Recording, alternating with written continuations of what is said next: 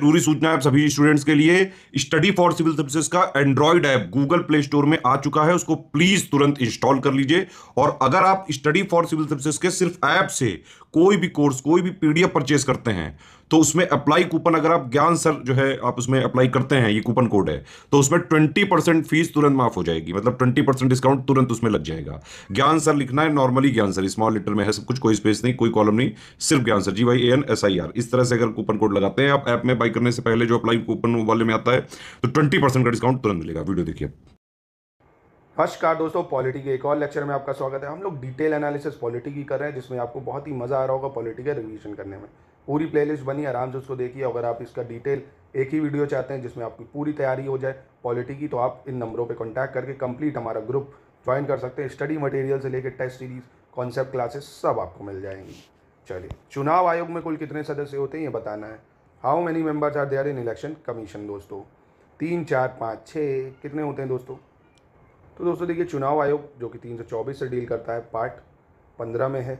इसमें 3 सदस्य होते हैं, एक चीफ इलेक्शन कमिश्नर होता है और 2 अदर इलेक्शन कमिश्नर होते हैं। ठीक है, 3 सदस्य होते हैं। कितने होते हैं? 3 सदस्य होते हैं। ठीक है, मुख्य चुनाव आयुक्त का कार्यकाल कितने वर्ष का होता है?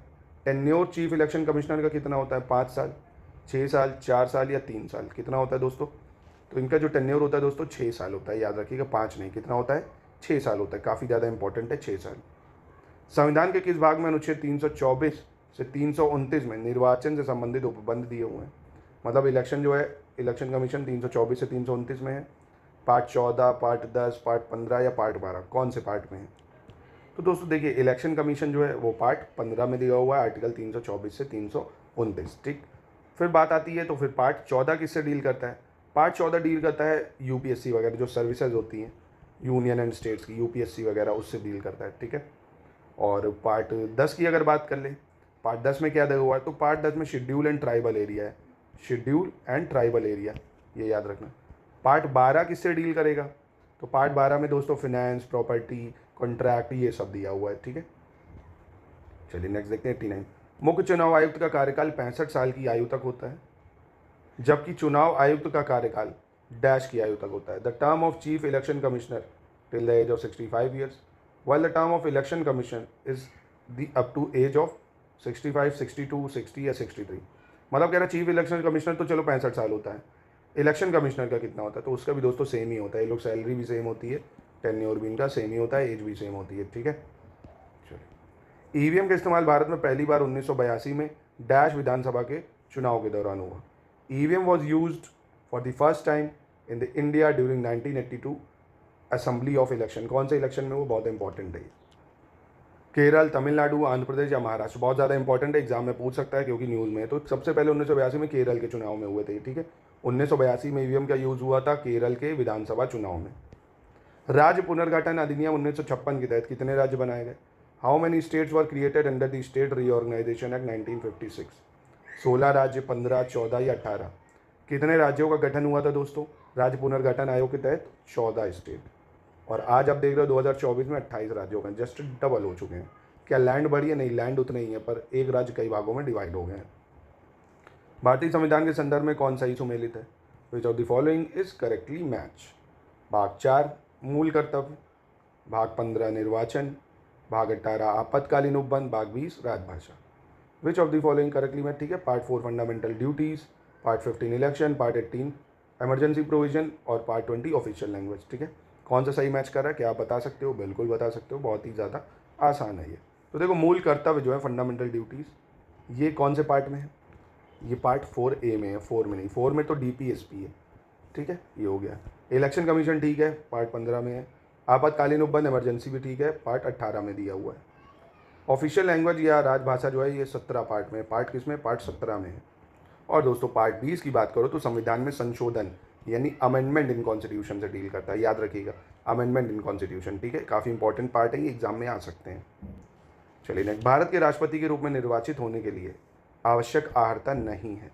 Which of the following is not compulsory qualification for Indian president?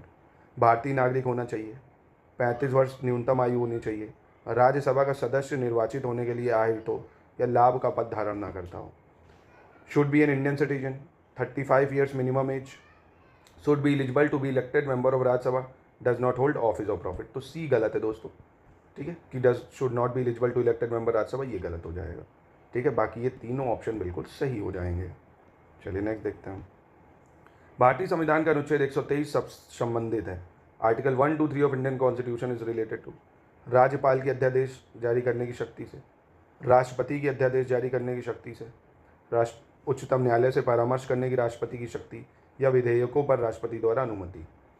With the governor's power to issue ordinance, president power to issue ordinance, president power to consult with supreme court, permission by president on bills.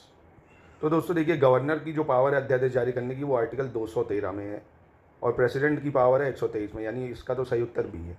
और president के पास शक्ति है कि वो जब चाहे supreme court से advice ले सकता है in that advisory jurisdiction, article 143 से। और आर्टिकल 111 के तहत प्रेसिडेंट के पास पावर होती है किसी भी बिल को परमिशन देने की, ठीक है, याद रखिएगा। तो ये काफ़ी इंपॉर्टेंट आर्टिकल भी हैं जो आपके एग्जाम में काफ़ी काम आ सकते हैं।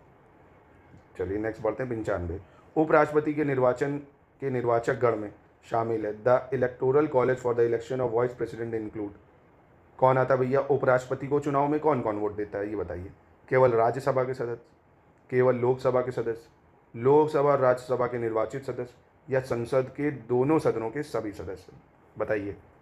तो दोस्तों देखिए, जो वाइस प्रेसिडेंट होता है उसको संसद के दोनों सदनों के, चाहे निर्वाचित हो चाहे आपके नामित हो, मतलब नॉमिनेटेड इलेक्टेड, दोनों मेंबर वोट देते हैं वाइस प्रेसिडेंट को।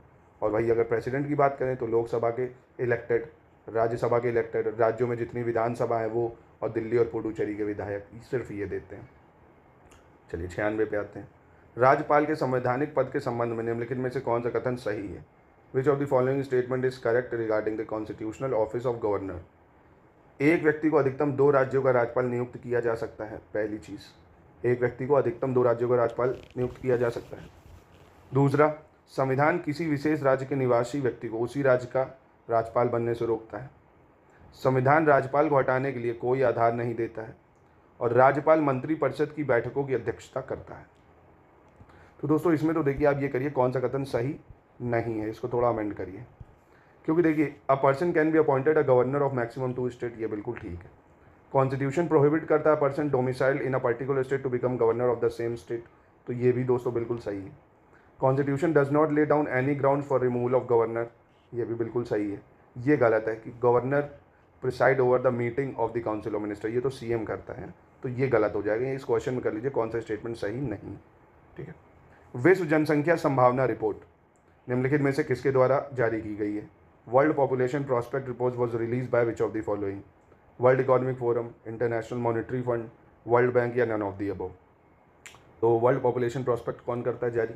तो दोस्तों इसको यूएन ही करता है, ठीक है। जो पॉपुलेशन डिवीजन है यूएन का वो ही करता है इसको, पॉपुलेशन डिवीजन ऑफ यूएन, तो यानी इसका नन ऑफ द अबव हो जाएगा। चलिए नेक्स्ट देखते हैं। संसदीय समितियों में सबसे बड़ी समिति कौन है? ये मैं आपको बता चुका हूँ। Which is the largest committee among the parliamentary committee? Estimate committee, public account committee, या कमेटी ऑन पब्लिक अंडरटेकिंग? इसका जवाब आप मुझे कमेंट में दीजिए, ऐसे लिखिए क्वेश्चन नंबर 98 और अपना आंसर, ठीक है। कितने सदस्य होते हैं, कौन सी सबसे बड़ी कमेटी है? How many member are there in the estimate committee? ये लीजिए, आपको सवाल का जवाब भी यहाँ मिल जाएगा। इसका जवाब आप मुझे दीजिए कमेंट बॉक्स में, काफ़ी ज़्यादा इंपॉर्टेंट है। इसका भी जवाब दीजिए आप, कितने मेंबर होते हैं, और इसका भी काफ़ी इंपॉर्टेंट सवाल है, आपके एग्जाम में रिपीट होते रहते हैं। प्राक्कलन समिति में सदस्य होते हैं the member of the estimate committees, सिर्फ लोकसभा से, राज्यसभा से, दोनों से, या नन ऑफ द अबव? तो इसकी मैं एक हिंट आपको दे देता हूँ कि जो प्राक्कलन समिति एस्टीमेट कमेटी, इसमें सिर्फ और सिर्फ लोकसभा से सदस्य होते हैं। कितने होते हैं ये मैंने ऊपर बताए थे, अगर आपको पता हो तो तुरंत मुझे कमेंटों में दोस्तों बताइए, ठीक है। तो ये था दोस्तों आज का लेक्चर, मिलते हैं नेक्स्ट वीडियो में। नमस्कार।